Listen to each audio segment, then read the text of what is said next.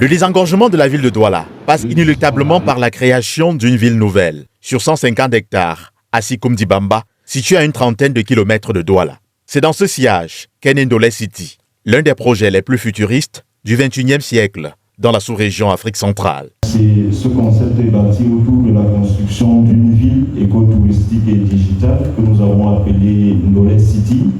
C'est une ville qui est basée ou localisée dans le village Sikoum, dans la commune de Dibamba.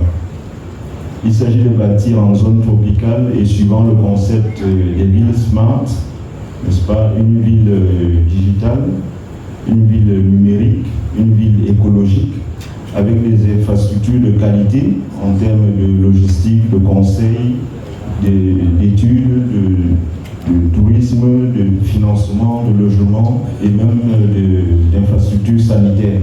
Il a fallu 14 années de dur labeur et d'épreuves au projet Ndolé City pour aboutir à la phase de maturation.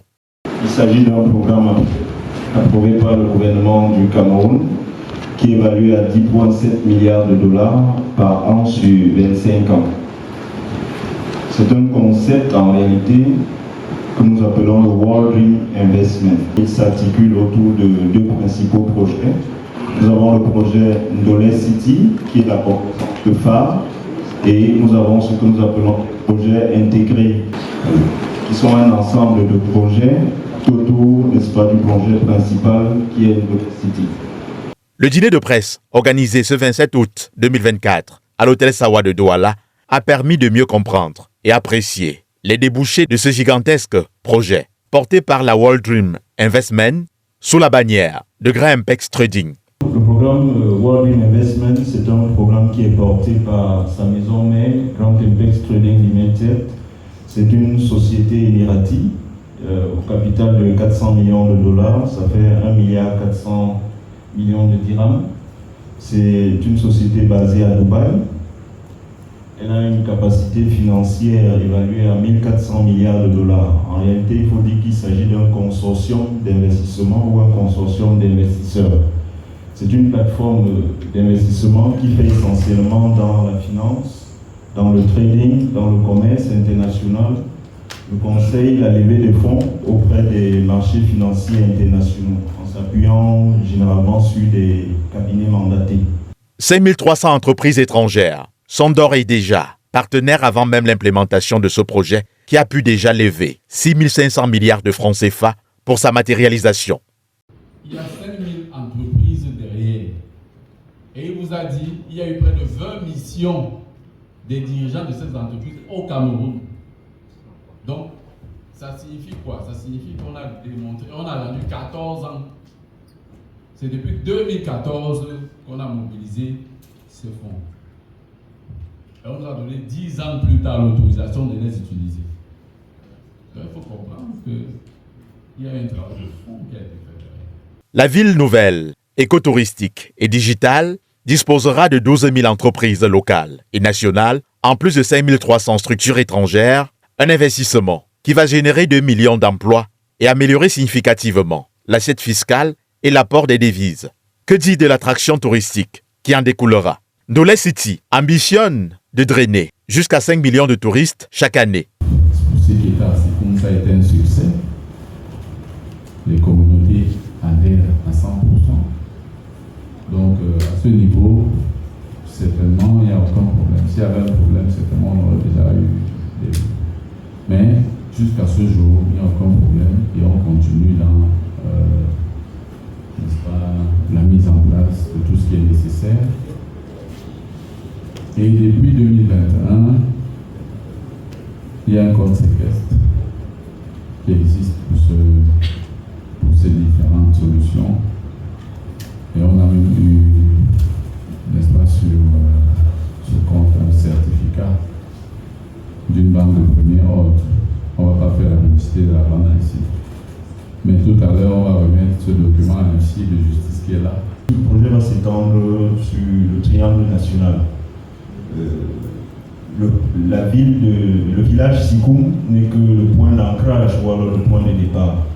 Nous avons dit tantôt que l'ambition du projet, c'est de traîner 5 millions de touristes par an au Cameroun. Répondant aux préoccupations et inquiétudes formulées au sein de l'opinion quant au sérieux d'un tel projet, son promoteur n'a pas fait dans la langue de bois. Peut-être si ça avait été notre ministre, on aurait pu dire c'est une erreur. Il s'est trompé. Mais c'est un ministre qui a été banquier. Donc ça veut dire qu'il connaît les mécanismes de banque quand on fait les due diligence, quand on fait les vérifications. Donc, c'est la même chose qu'un tirage d'un tel montant. Ça veut dire qu'on a prouvé qu'on avait ce montant quelque part. C'est pour ça que le président dit, OK, comme vous avez ce montant, pour ne pas rendre le système, pour ne pas faire paniquer, on nous crée, n'est-ce pas, une économie parallèle. De façon générationnelle, je suis le fils du président, mais je ne suis pas de sa famille. Pourquoi c'est à nous qui donne un tirage? C'est parce qu'on a prouvé que nous avons la capacité financière. Une accession soutenue par des éléments de preuve présentés par l'huissier de justice, séance tenante. La vérité a tous les documents à ma possession. Le gouvernement de la République, comme a dit le président directeur général, il a 60 ministères. Et si je commence par détailler tous ces documents, nous prendrons encore au moins 2 heures. Parce que tous ces documents, et le ministre des Finances, et le ministre de la Défense, et le ministre de l'Économie, tous ces gens ont donné leur accord pour faire avancer le projet de l'Institut. Ont émis des lettres qui confèrent l'authenticité de tous ces documents, du ministre des Finances, des partenaires émiratis, du ministre délégué à la Défense. Tous ces documents sont bel et bien vrais. L'honneur sera par la suite accordé à la presse dans un exercice de questions-réponses avec le panel. Des échanges riches en informations pour mieux éclairer la lanterne des investisseurs sur ce projet qui a déjà commencé en République démocratique du Congo pour un investissement plus colossal de 100 milliards de dollars et compte se poursuivre dans plusieurs autres pays africains. Ce dîner de presse a également donné lieu à la remise des contrats de partenariat à certaines entreprises locales. En guise d'information majeure, la maquette du projet Knowledge City sera présentée officiellement en décembre 2024 au Palais des Congrès de Yaoundé en présence des membres du gouvernement. Il y a un journal même, un de vos confrères qui a eu peur. Il a annoncé un chiffre en coupant, au lieu de dire 10,7 milliards de dollars, il a dit 1,7. Et quand on l'a interrogé, il a dit qu'il ne comprenait pas que ce soit 10,7 milliards de dollars. Donc je disais que c'est une opportunité à saisir par le gouvernement premier, par le secteur privé. Nous avons des brillants hommes d'affaires qui ont décidé de nous. Par tous les autres Camerounais qui pensent que le projet de l'Institut, tel que nous l'avons compris, peut permettre au Cameroun d'aller vers son émergence.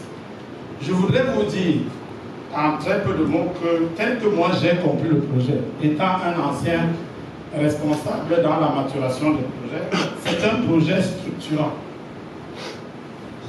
On disait que les projets de la qualité des projets structurants, ils n'ont que coûté 3 000 milliards. Vous avez entendu le chiffre de l'Est. Alors donc, il va entraîner le développement de plusieurs milliers d'autres activités à caractère économique. Tous les secteurs seront touchés. Les secteurs primaires, agriculture, les secteurs secondaires, les secteurs tertiaires et même les secteurs quaternaires. Et je vais confirmer aujourd'hui devant tout le monde qu'il est revêtu de tous ces éléments de maturité Le dernier élément de maturité était la maturation administrative recommandée fortement par les bailleurs de fonds et par l'administration camerounaise, c'est-à-dire la disponibilité du site et l'adhésion des populations. Voilà les deux critères qui plombent les crédits des projets au Cameroun et en Afrique. Vous avez un projet, vous avez l'argent qui est placé.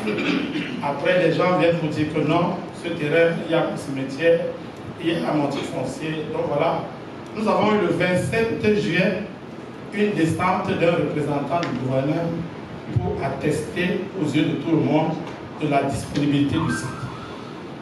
Je voudrais vous dire, mes chers amis, les experts de la direction générale de l'économie du Minipat prédisent un taux de croissance à 2 chiffres.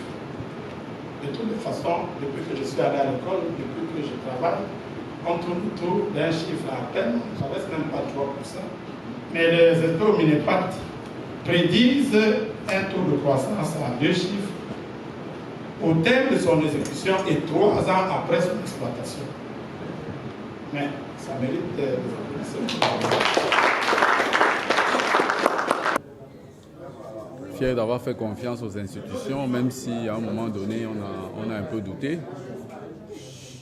Et je pense que c'est un message fort d'espoir que nous renvoyons à l'ensemble des Camerounais. C'est un message d'encouragement et c'est un message qui démontre que avec la solidarité, avec la patience et l'expérience, avec l'encadrement dont on bénéficie aujourd'hui, des choses peuvent se réaliser. Effectivement, en décembre, on souhaite que la maquette soit présentée, mais ce n'est pas un souhait qui nous concerne seulement, parce que le gouvernement doit être représenté à un très haut niveau. Donc on espère que les agendas vont concorder avec nos souhaits. J'enchaîne pour dire que c'est un projet de tous les Camerounais. Vous avez vu dans la salle, ceux qui ont pensé au départ le projet, ceux qui ont développé, c'est des Camerounais, 100% des Camerounais.